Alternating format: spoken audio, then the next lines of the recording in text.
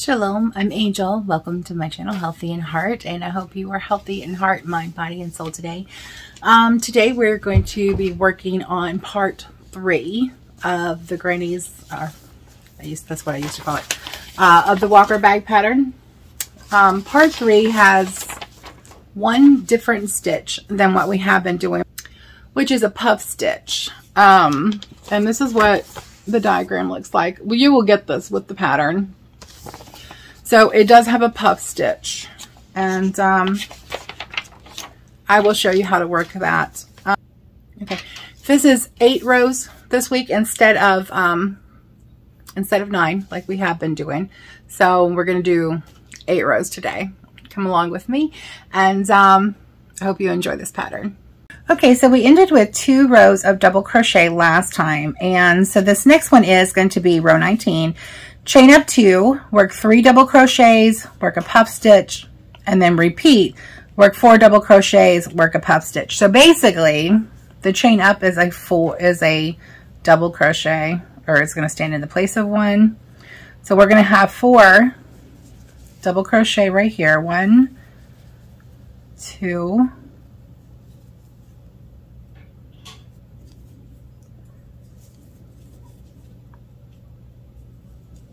3 and 4, and then we're going to work a puff stitch. So we're going to go over the hook, through the next stitch, pull through, and pull up. Yarn over, go through, pull up. Yarn over, go through, pull up. Yarn over, go through, pull up. So you're going through here a total of 4 times. And we're going to pull through and yarn over. Now that is putting 2 stitches right there on the top in the place of 1. So we'll have to account for that in our next row. All right, 4 double crochets. 1,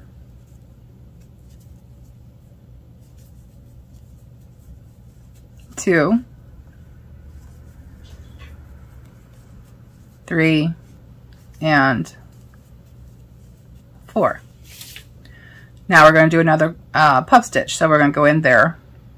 I'm going to leave out the yarn overs and just count how many times I go in here. 1, 2, 3, 4. Pull through. So that is our puff stitch. And we're doing 4 double crochets. So this is just going to repeat all the way across. 2 and 3 and 4. And we're going to do another puff stitch. Yarn over. Yarn over, put into the stitch, yarn over, pull through, and pull up. Yarn over, put in, my needle keeps sliding out. Yarn over, pull up. Yarn over, put it in, yarn over, pull up. Yarn over, put it in, yarn over, pull up. And that's 4. And double crochet, 4 more double crochets.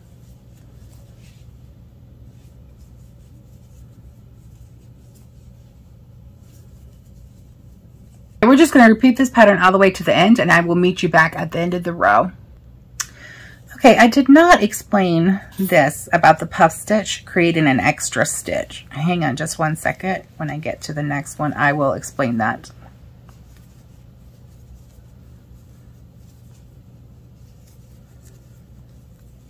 Okay, so we're going to go in and do our puff stitch.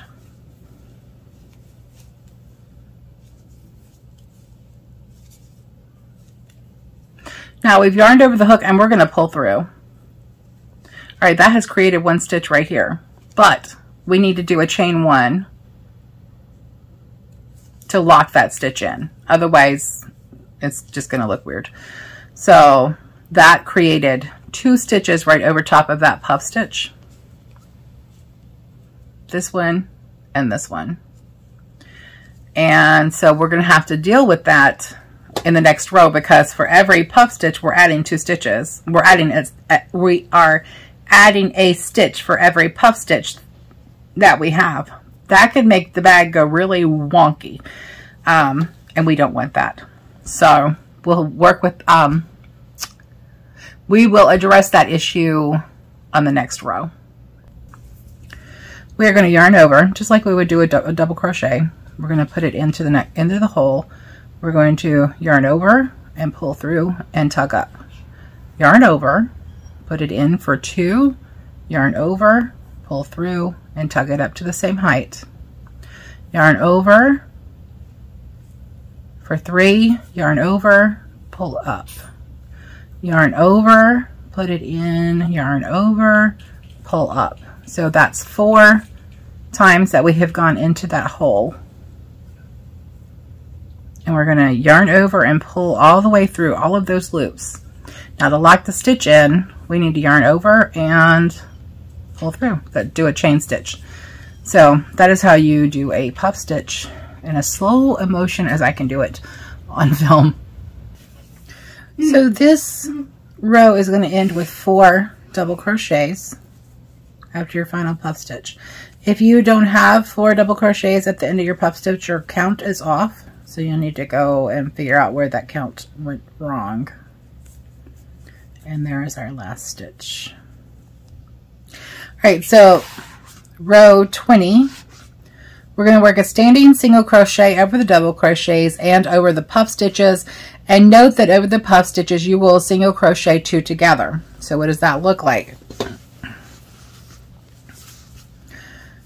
Typically, you would chain up 1 and then carry on. I'm not going to do that. I'm just going to spin my work around, work a single crochet in the same stitch, and go across. So there'll be 4 single crochet. Whoops, I keep wanting to yarn over. All right, now we are over top of the puff stitch. Sorry, I'm not centered. So you're going to go in this one, pull through, yarn over and pull through, and then we're going to go in this one, yarn over and pull through, and yarn over and pull through all 3. So I'll do that again. 1, 2, 3, and 4.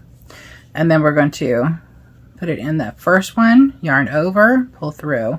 Put it in the second one, yarn over and pull through. So we have 3 loops on the hook, yarn over, pull through all 3. And that is how you single crochet 2 together.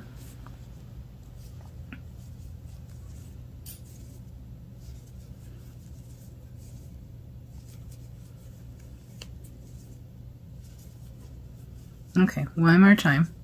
We're going to put our hook into the hole. We're going to yarn over, pull through, stick it into the next one, yarn over, pull through, and yarn over, pull through all 3. And that is how you single crochet 2 together. And that's what it's looking like. Isn't that gorgeous? I just love the texture of crochet. Okay, so we're going to continue this all the way across, and I will meet you at the end of this row.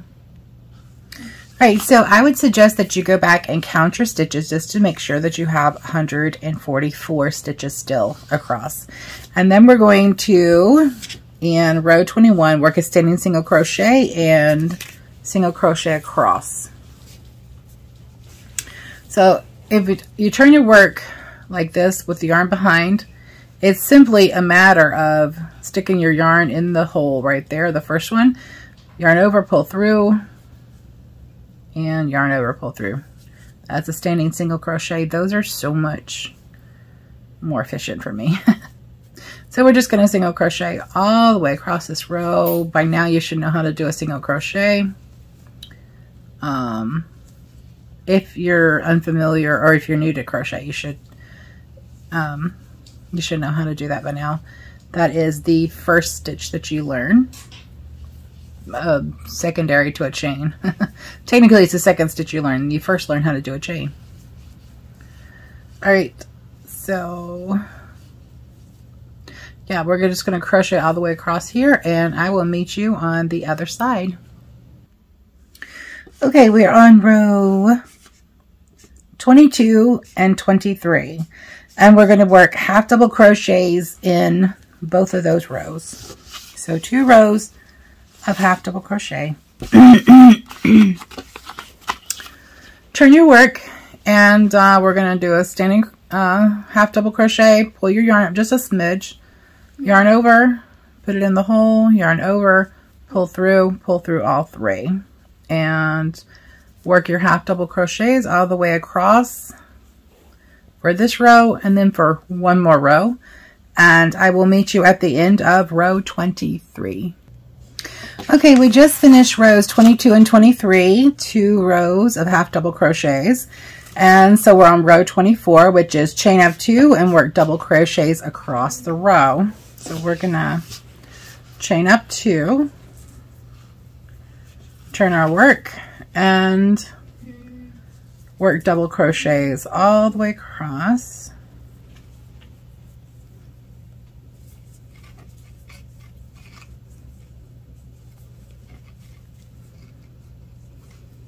Okay, I will meet you at the end of row 24. Okay, so we just finished this row of double crochets, which is row 24. Next one is row 25. We're going to work a standing single crochet and single crochet across. So you can chain up if you want to, but it's just easier for me to just spin the work and go on in there and hit those single crochets. Some people can actually do a standing double crochet. I can't do that. It just doesn't look right.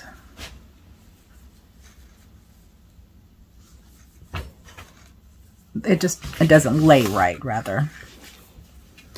And it doesn't work in right.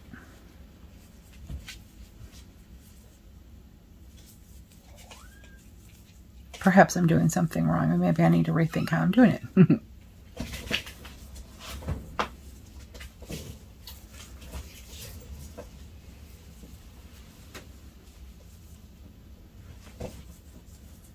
All right, I will meet you at the end of this row, row 25. Okay, final row is going to be row 26, chain up 2 and work double crochets across the row. Sorry, I was just spreading it out and looking at it. So I'm going to chain up 2 and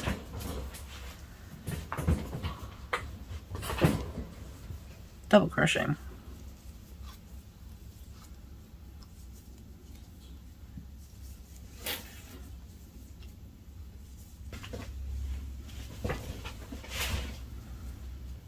I love these boy hooks, but the problem is, if you can see that, they don't stay in there. I'm gonna have to glue this one. So as I'm crocheting, it's working its way out and it's twisting, which is aggravating. I think that is what's causing the yarn to split so bad. At least that is what I've noticed, that it splits when when the needle turns, or when the hook turns. All right, so I will meet you at the end of this row. Okay, that's it. So now the next step is to close up the side. And you can turn it and see which side looks the prettiest. These rows right here do tend to look prettier on one side than the other. At least that is the case with the corrugated, with the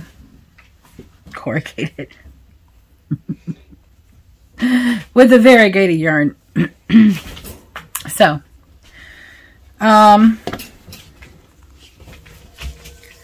what you're going to do is just pick whatever side's going to be on the outside and put it to the inside so we can work down this row. What we're going to do is we're going to close this side up. You have what's going to be the outside on the inside. And we're just going to put a seam in it, just like you would a dress or whatever that you're sewing. For every double crochet, we're going to do 2 single crochets. Now, you can sew this closed if you want to. You can slip stitch it closed if you want to. You can close it however you want to. I don't really care, and it does not affect the function or the appearance of the work, so it really doesn't matter. Do whatever you're most comfortable with. And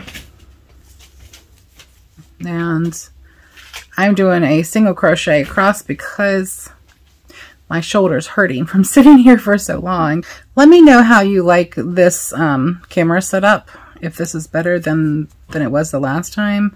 Last time I had the camera between my body and the work. This time it's kind of overhead, which makes it easier for me to crochet and see what I'm doing. And I'm thinking it may make it easier for you guys to see what I'm doing as well. So let me know in the comments which is better, which camera angle is better for you.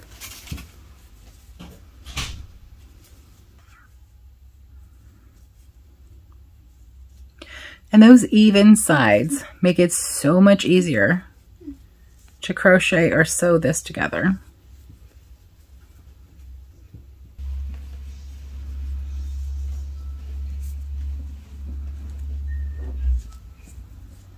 All right, so how I close this off is I just tighten that up. I need to find my scissors.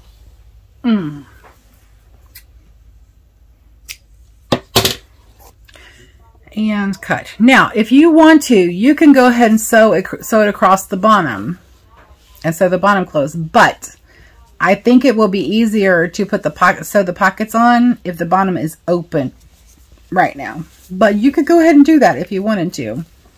You could also go ahead and either put the seam in the center like that and stitch it down the center to make 2 pockets.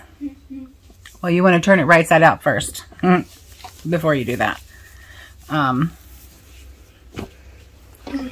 So you could do that, or keep it right here to the side, which is what I'm going to do. I'm going to keep my seam to one side. So you could sew down the side, down the center right here, and create 2 large pockets right here. I'm going to do that, but I'm not going to do that right now because first I want to get my pockets on here and then sew across the bottom and then stitch up the front because that's easier to do.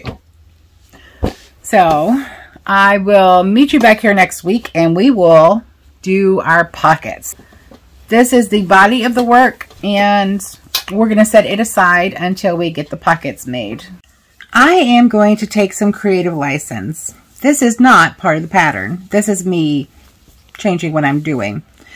When you put the seam to the inside, I don't like the way that lays. So, but I do like the way this looks. I really like that edge. It actually kind of looks like a finished edge, doesn't it?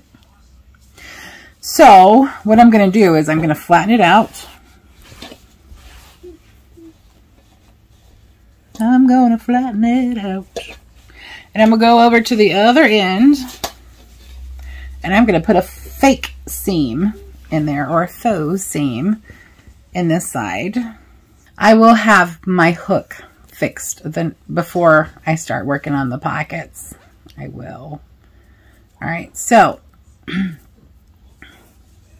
I'm just going to pretend I am sewing a seam together on this side. I just put my hook in there, and you do not have to do this. You can do your project however you want to. I'm doing this because I really like that finished, because it looks like a finished edge going up the side. So you could also just cut the pattern in half, I suppose. Although you got to work out the math. And do 2 sides.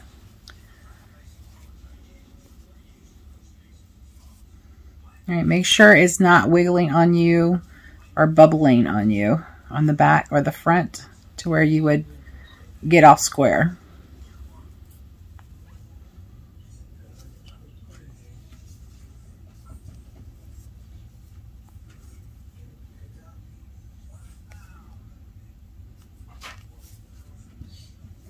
And as you see, I'm working that tail right in there with it. And that is how we will finish up the bottom.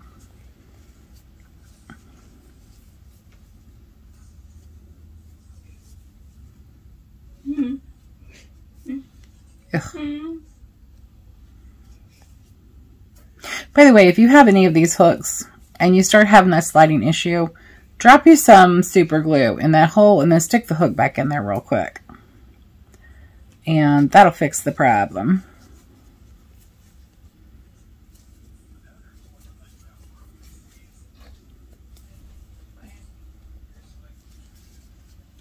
Now I started this on the opposite end of where my tail came out, so that the tails will be on the same side.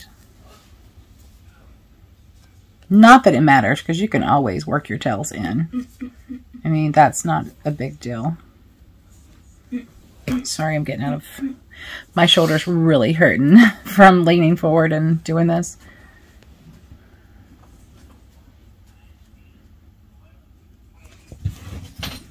Oh, come on, Angel.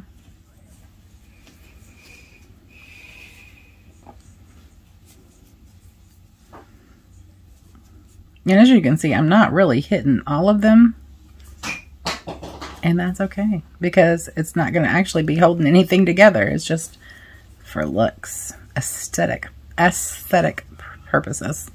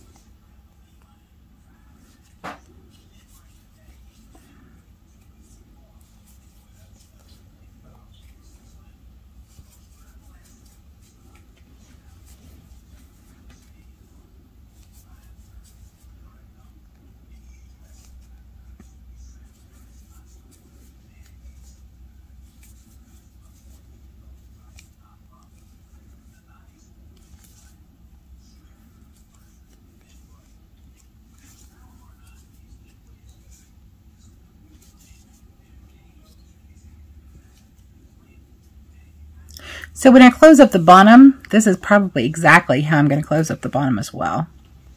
Because that just looks cute. I like it.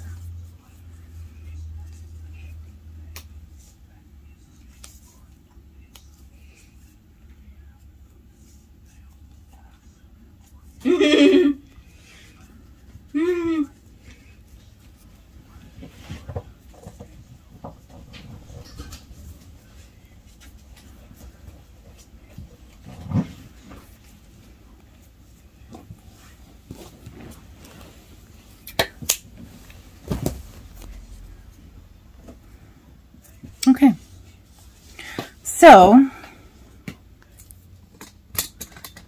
let's see. Hang on. I'll put them to the inside. Isn't that cute? Doesn't that look so much better?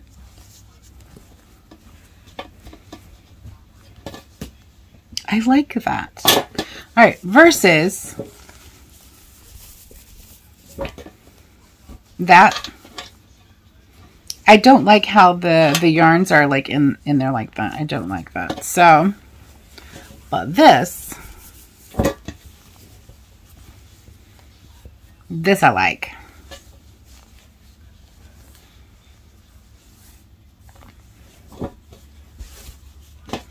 And when it's straightened out, you can see how nice that looks.